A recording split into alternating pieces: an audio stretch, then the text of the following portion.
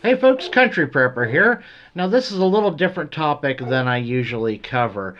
This will help a lot more people than just preppers, but the main reason why I'm doing this video for you guys is there might come a time where you can't get to a doctor, or maybe you don't have the money to get to a doctor, can't get a prescription, maybe in a situation like I've been in before, the doctors get kind of leery to give you any kind of pain medication because they don't want you to get hooked on opioids or anything like that. I do not take Tylenol or ibuprofen. I don't take Tylenol because of my liver problems that I've had in the past. Acetaminophen is hard on your liver, and ibuprofen is hard on the kidneys, but also if you take it for a long period of time, day after day after day for a really long time, it can cause problems with your cartilage. It can degenerate your cartilage, especially in your spine. So sorry about the dog. One of the girls is in heat and he's having an absolute fit. So sorry about that back noise in the background. So I have a lot of different supplements that I use to combat the pain that I go through day in and day out. Some days are worse than others, and it's an odd thing with me because it's not always the same pain every day. Obviously, after being in that head-on collision, my knee has bothered me more than anything. But I also have arthritis in my neck and in my hands. I've had so many injuries over the years that something different hurts every day along with the knee. And it also depends on the weather. If it's going to rain, I pretty much know it's coming. My body has become a very good barometer for the weather. If it's nice and sunny and warm out, I'm usually not in as bad a shape. So here are a few supplements and different herbal remedies that you can try to help combat pain for a lot of different reasons. Now, the majority of people who experience pain on, a chronic level day after day, every day of their life, a lot of that is inflammation, chronic inflammation. So the first thing I'm going to recommend is changing your diet. I changed my diet a while ago. I've kind of been on and off the wagon with this injury and stuff, but for the most part, I eat good quality cuts of meat that have a lot of fat on them, grass-fed if I can find it, and of course a lot of leafy green vegetables, cruciferous vegetables. That's the basic healthy keto diet. So you're cutting out all the sugar, all the carbohydrates, all the bad carbohydrates like grains, no pop, no sweet tea, no sugar of any kind. That alone will help tremendously. But some people aren't willing to go to that extent like I have. Maybe you're just not as in bad a shape as I am. But so let me start off with some things that most people can just get from, like the Walmart supplement section. These first two most people already know, but it's worth mentioning. Turmeric, which is also found in mustard. So if you're on a carnivore diet or a keto diet, you can put some mustard on your food and get a little extra turmeric, but you can also get it in supplement form, of course. And then ginger root. This is a really good one. I don't really care for the taste of ginger most times. I can't just put ginger powder in like a tea or anything. It's got a bit of a bite to it, so just something to be aware of. But in combination, for most people, that's probably all you really need. If you need something a little more than that, there are a lot of people in this country that are vitamin D deficient. And that's because, most of us work indoors. We don't get enough sunlight. When we are out in the sun, we put on sunscreen, so our bodies don't absorb vitamin D from the sun, which vitamin D acts more like a hormone than it does a vitamin. But one thing I have to recommend is if you take a vitamin D3 supplement, you need to take vitamin K2 as well. It doesn't work as well without the K2. So what I get is this. I get it off of Amazon, and there's also a health food store in Des Moines whenever we go to the city, I'll usually stop and pick something up if I need it. So, but I will leave links to all the ones that I get, like off of Amazon. I'll leave links to them all so you guys can go check them out. So, Omega D3 MK7, which is the K2. So that's a good one.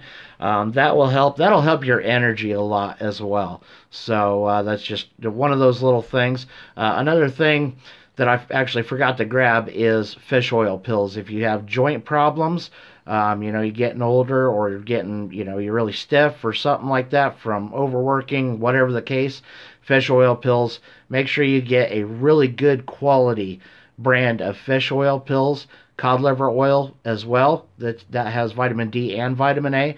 So those both will help a lot with your joints if that's the kind of problems you're having, especially like knees, elbows, things like that. Up next is vitamin C. Vitamin C helps with a lot of different things, especially immune function. If you have a lot of inflammation going on, that's an immune response. So you want to kind of help your immune system out as much as you possibly can. And we all know vitamin C and vitamin D also is very good for your immune system. The type of vitamin C I use is this one right here, Super C. It has 3 different types of vitamin C in it instead of just being ascorbic acid. That is probably the least effective form of vitamin C. So this one, I really like it. It works really, really well.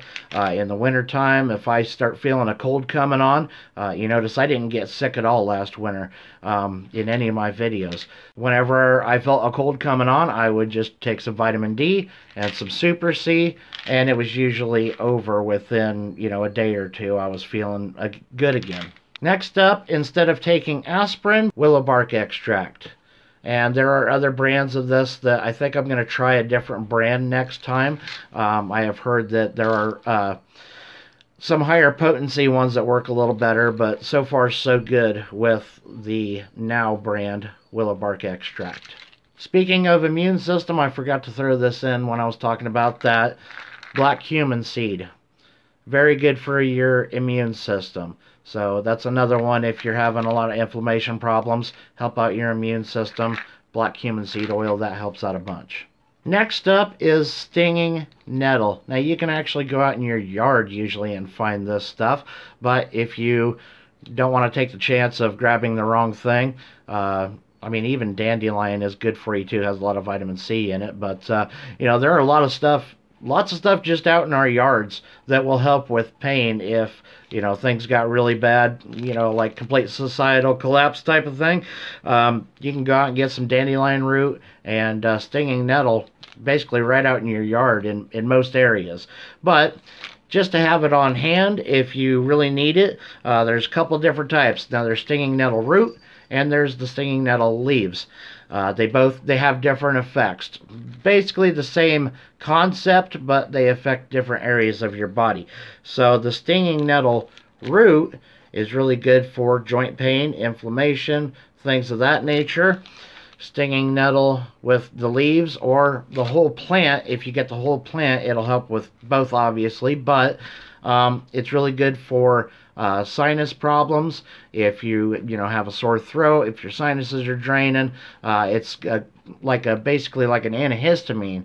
And so if you're like allergies in the springtime, summer, things like that, it'll help out with that. If you have a sinus headache, it works really great for that. Now, if you have some sort of infection, that could also be causing you some pain. So, oil of oregano, that is a natural antibiotic. Garlic is also a natural antibiotic. Onions are antibacterial. There's a lot of different things for that, but this is one that I like to use, and I also use whole fresh garlic. I'll cook something, put fresh garlic on it. But you can also get garlic extract if you don't care for the taste of garlic. You have to be out of your mind to not like garlic, don't you? But anyway, some people are probably that way. The next thing is if you experience nerve pain like I do, I have peripheral neuropathy, meaning my fingers and toes, and sometimes it travels up my arm a ways. It'll go numb to the point where it feels like you're being stung. It feels like, you know, pins and needles type of pain. Sometimes I'll be out walking and I'll get hit with a neuropathy episode, and it'll feel like I'm walking on nails. So, and my hands feel that way all the time. But that's from chemotherapy treatment. That's what did that to me. So one thing that helps a lot with nerve pain, B vitamins. Especially B1, but you also want, like B3 is niacin, I believe. I have another form of niacin in case I need a little boost in that. It's called slow niacin. Yeah, I got it right up here. That one, that's vitamin B3, I believe niacin is. But it's in the complex as well, but if you need a little extra boost of something else, vitamin B12 is great for your energy, but it's also good for inflammation and pain, and nerve pain especially. But this Super B complex, that's the one I take when it's just, you know, just need straight B complex. But the other thing I take, this is vitamin B1. This is a fat-soluble version of vitamin B1, so it is much easier for your body to absorb, and B1 specifically really targets nerve pain. So that's a good one if you have any trouble like that. If you have arthritis pain, I actually found this from Big Family Homestead or something like that. I can't think of the guy's name. Can't think of the channel name either, but if you look this up, I'm sure you'll find the video. It's a homesteading channel. Moringa. This stuff works excellent for arthritis pain. And so you can get it in powder form or you can get it in capsule form. I prefer capsule form. I just, you know, the powder tastes awful. And so so that's how I take it. This seems to be the best brand on Amazon by the reviews. I read, you know, I went through a ton of them before I bought any, and this one seemed to have the best reviews, so I'll definitely have a link for that in the description. I'm not sure exactly how it works. I do know that it is a full complex of long-chain fatty acids, I believe it is, or maybe it was just branched-chain amino acids. Anyway, you'd have to go watch that video, you know, look it up. There's a lot of information on YouTube about it, but it does work very well.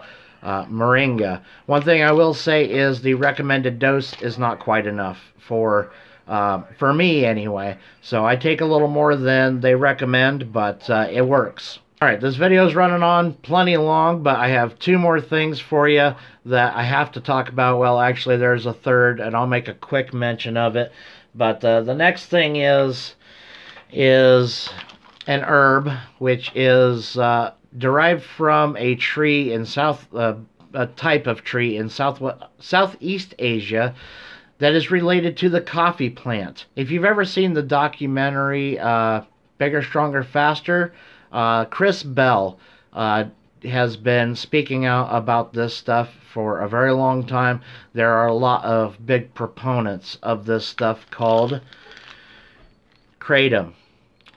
And Club 13, that's the brand I use. This is Mangda Red, which Mangda Red is not...